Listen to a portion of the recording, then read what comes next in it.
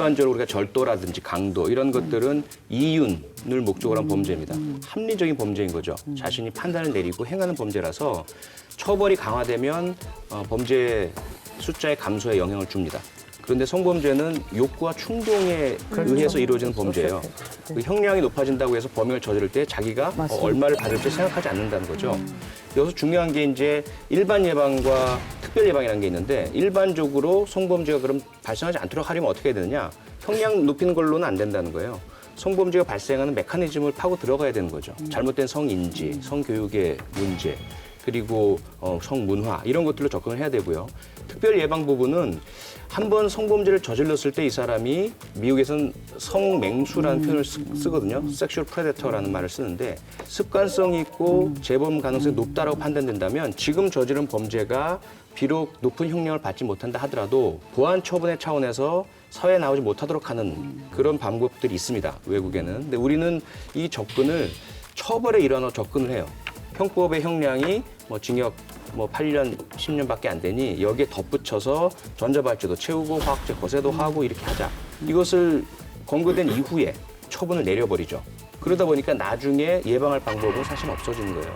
그래서 전반적인 성에 대한 그런 인지 향상과 예방 교육이 필요하고요. 두 번째로는 문제가 있는 특별한 사람들에 대해서는 이 사람들이 형기를 맞추고 출소하기 전에 이 사람들에 대한 전문의 등에 의한 정밀 검사를 실시하고 그에 따라 재범 가능성이 높을 때에는 형벌 처벌의 차원이 아닌 사회 방위와 잠재적 피해자 보호를 위한 추가 조치를 취하는 그런 방법이 필요합니다. 아니 근데 2015년 여가부 발표에 의하면 2014년보다 성범죄가 19.4%가 증가한 걸로 돼 있잖아요.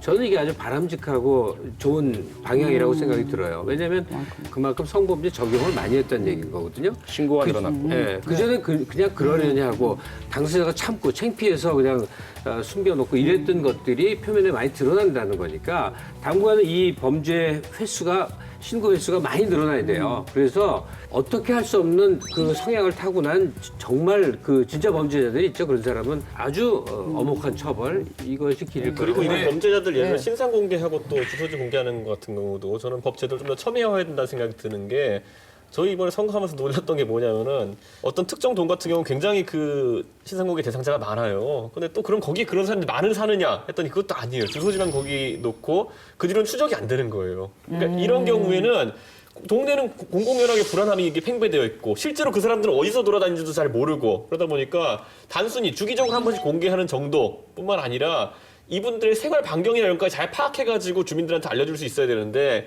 그런 제도적 보완책이 좀 부족하기 때문에 실제 주소지만 해놓고 딴 데 가가지고 맨날 사는 사람들도 그 지역에서 모를 거 아니에요. 저는 성범죄자에 대한 처벌은 간단했으면 좋겠습니다. 그냥 물리적으로 거세해버리면 완벽하게 예방이 가능합니다. 그래서 참 그랬으면 좋겠는데요. 그래서 체크 공화국에서 물리적 거세를 도입을 했습니다. 네. 그래서 개인 연쇄 인권, 성폭행범을 5명을 물리적 거세를 실시했는데 이 사람들 중에 3명이 다시 성폭행범으로 잡혀들어요. 네. 어떻게? 단 유사 성행위라는 방법으로. 그럼요. 예.